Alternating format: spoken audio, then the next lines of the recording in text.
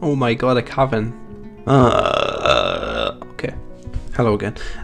Bring you another Dwarf Fortress tutorial. And in this one we're going to be talking about caverns and farms and probably something else because that probably isn't enough time.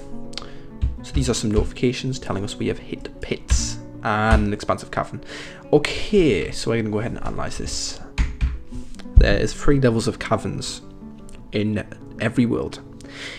As I said at the very start, there is that design new world with advanced parameters. You can change a world's parameters to have more cavern layers. You can make it have no cavern layers. You could make it have 1,000,000 cavern layers. You could make it have cavern layers divided by 100 Z levels, that kind of thing. But yeah, I'm going to go ahead and try and describe what we're seeing here. It might be a bit confusing at first. It's something you don't really need to know at the moment, but I'm going to go ahead and try anyways. So anyways, first of all, we've discovered an expansive cavern deep underground. This is a message that will always come up when you hit a cavern. So obviously we hit our top one. It looks like a big watery cavern, obviously. Oh, and by the way, this is the view announcement screen, which again, you do with it. So you have discovered a deep pit. This deep pit thing is basically... Oh, actually, okay.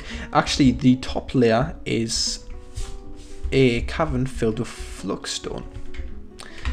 It seems, yes. Okay, so, wow, these caverns are really close. So anyways, it looks like we had hit the cavern through this area here. At the minute, I don't think there's a whole lot down here.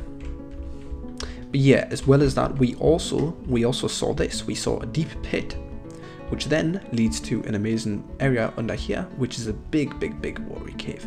Again, we haven't really saw very much of it because we only got a caught glimpse of it through there. But yeah, this is all flux. I believe this is marble. Oh yeah, it is. I'm so good at this. But yeah, by that little logo image thing, that's what flux looks like. I think I described what flux does before. If not, one thing you can check out. I'm just gonna list a few websites here. One thing you can check out is the Dwarf Fortress wiki. It's called the Magma wiki, not Dicky. It's a very useful website. It's, you know, if you see a monster and you're like, oh my god, what does this monster do? Am I gonna die? You can use the magma wiki to search up the monster or the item, whatever the hell you want, and it'll have a nice description. You know, if I find marble, I can go ahead and look at the magma wiki. I would bring it up now, but I don't want to because I'm gonna have to crop the window to fit this, and it's gonna be dodgy.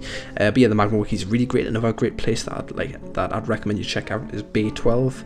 It's the website that Toadie owns. It's his company, Bay 12. It's a very big hub for Dwarf Fortress and other games where people talk about them. A very nice community, very helpful, very useful. You know, if you want to ask a question, you can go ahead, just post a new thread, quite easy, and they'll be more than happy to help. Another very good source of information is Reddit. Reddit.com/r/Dwarf Fortress is another great resource. You know, you can ask them questions as well. And as well as that, there's also V on 4chan. Sup V. V's also a great place. You know, you can look up a Dwarf Fortress thread and ask a question in there. People are very hugely useful. And yeah, so there's our websites. So going back to this cavern, we're not going to do a whole lot with it, although we do have flux, which is going to be very useful coming on later. You know, I can mine this all down quite nicely. I'm actually going to... No, stop mining that. And I am going to close this up. Like I said, to close up a place, you just need to put up staircase. So one thing, this is kind of hard to describe, but basically when you designate something like this, you know, you're mining a path through a wall. Okay, if I designate a downward staircase, I'm mining a staircase out of a wall. If I did it on an area like here, wait, what? Okay, but yeah, basically, if I make an upward staircase on this area, I cannot make an upward staircase. It's not possible. You know, I want to finish it, but I can't, because when you designate an upward staircase or downward staircase, you're building it out of the wall that you're crafting kind of thing. So instead of doing that, because we don't have any wall there, we're gonna have to construct it out of a stone. So to do that, you can go another cool little sub menu that you can go into in building. It's B, capital C for construction. That's Shift C. Then you have all these different little things. I'm not going to go over them hugely, but obviously those provide a lot of different things. You know, you can make a big castle out of stuff with there. Lots of different fun stuff. But we're going to go ahead and make 2 up staircases, and we're gonna close off that. And then I'm also going to start mining this all now nicely, just to get ourselves some rock. Very important. So now our miners have a lot of stuff to do. We're still mining this out, so that's going to be quite fun. But as well as that, another thing I need to designate our fun little farm area. So I'm going to go over farms right now. So I'm just going to mine this out nicely. Yeah, I think that's suffice. So this area here is going to be my farm area. This here is going to be my stockpile area, as well as my room in which I will put my workshops, such as a still, fishery, kitchen, tannery, and butchery, which I'll all go over in time. But yeah, about farms, I'm going to go ahead and leave the game run while I talk. Farms are very important. They are a sustainable source of food, very easy to upkeep. All you need is, you know, you just need a plant. You just need a nice little I can't remember what they're called. Plump helmet, that's what they are. The reason I chose plump helmets in the menu, in case you need reminding, is the fact that they can be grown all year round, and they are an underground plant. So I always recommend you do that. But yeah, farms. As you can see, our little floor is made out of silt loam, that kind of thing. With loams and clays and anything that's basically not stone, you can put a farm down, but in a condition where there was a stone, for example, you would have to irrigate with water. You'd, like, say this was made of stone and I wanted to put a farm on it. I couldn't, it wouldn't let me. I'd have to irrigate first, so I'd have to, say for example, open this murky pool, let it drain out on here, and then evaporate, and then this area would be irrigated wherever the water was on, and then I could put a farm down. But obviously that's only if you embark on a farm. One thing you don't want to do is you don't want to say, hey, I need some water, I'm going to dig in the river. Like I said before, it's a bad idea, it kills you. Unless you want to die, yeah, it's not really worth it. But you can do it if you want. One good way to do it with a river though is to make a floodgate. Floodgates are made in a mason, and you can open them and close them with a lever. But that's something else for a different time. So yeah, our drawers should be mining that out pretty soon. And then I'll be able to show you how exactly to use a farm. One thing we're going to do is I need to put down another workshop though here. I'm going to go ahead and put down a mechanic workshop. I actually forgot the hotkey for a second there, how embarrassing. But one thing that being noted is the fact that my craft dwarf shop is not being built. This is because, as I said, if there's nobody who has the labour, it won't be cancelled, it'll just be left. Nobody will ever do it, it'll always be left. And while we wait for this, I'm going to go ahead and mention how this here area is a big hole in the ground. Yeah, like I said, as soon as the snow grows over, it'll be very obvious. So we're going to go ahead and build construction, and another thing we're going to be using here is a floor. We're going to fill it all perfectly with stone. We have rock salt. These are kind of worthless stones. One thing we know though in the game, there's it has very realistic minerals and stuff. So it's kind of educational as well, the game. But rock salt is a more or less worthless mineral.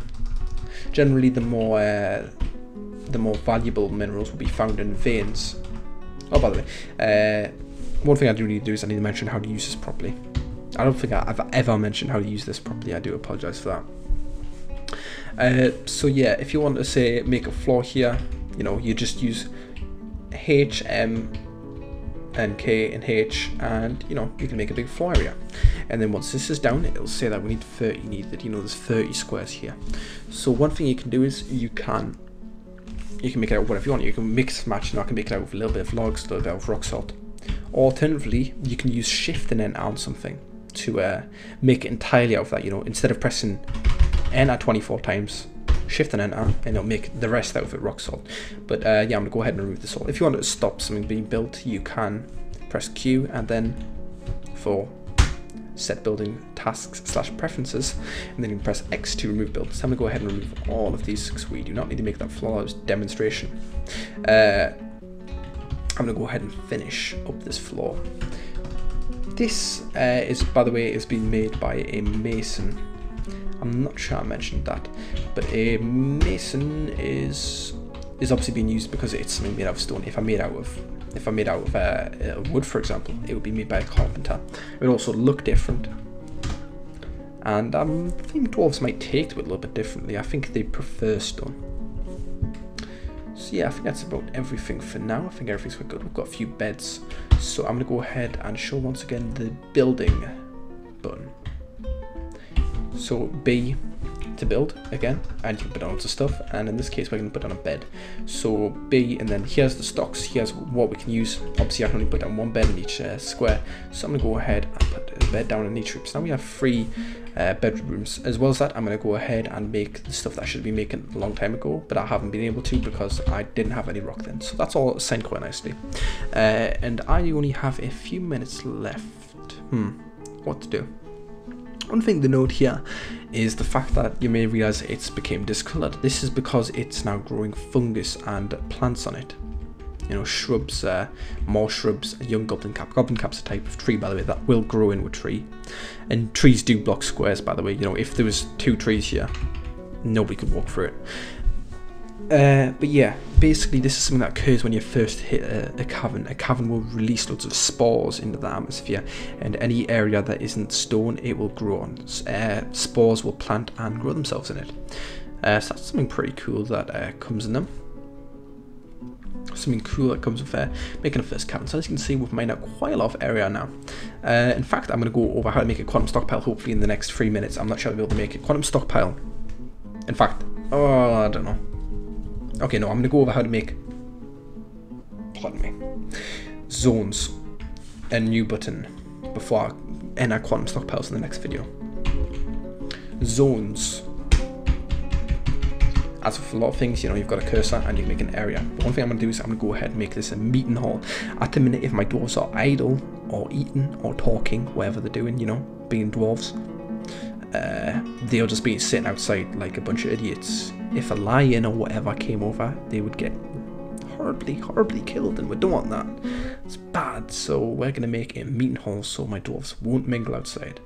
So as you can see, now I've got this activity zone. There's lots of different functions that I can serve as. I can serve as a water source. If I designate an area as a water source with a zone, dwarves will go to that water area to drink water, or fish, or dump garbage, or pen/pasture is for animals to chill out on.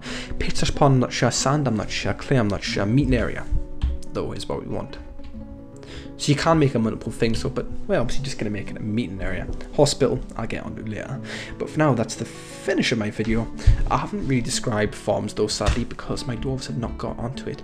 But in the next video, I'm going to be quickly covering quantum stockpiles and maybe something else. As you can see, there's our first dude just idling there now, and a cat, and our carpenter. He's on.